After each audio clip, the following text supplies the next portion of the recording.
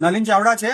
હું આજે આ સમિયાલાથી આ રોડ પર આવેલો એક મહા પેટ્રોલ પંપ છે, જેમાં મેં આજે 1000 રૂપિયાનું ડીઝલ ભરવા આવ્યો હતો.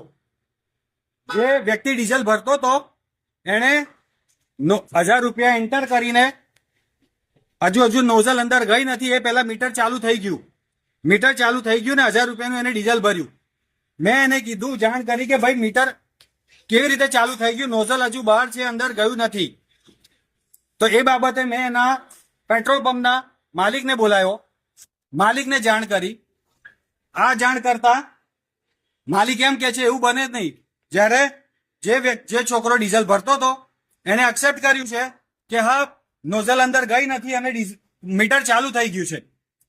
અને માલિક જોડે જ્યારે વાત કરી ત્યારે માલિક દાદાગીરી કરે છે કે તમારે જે કરવું હોય એ કરી લો, હું તમારું જે મીટર ચાલુ થઈ ગયું એટલું ફ્યુલ. આ તો ખરેખર નાઇન્સાફી છે અને ગ્રાહકોને લૂંટવાનો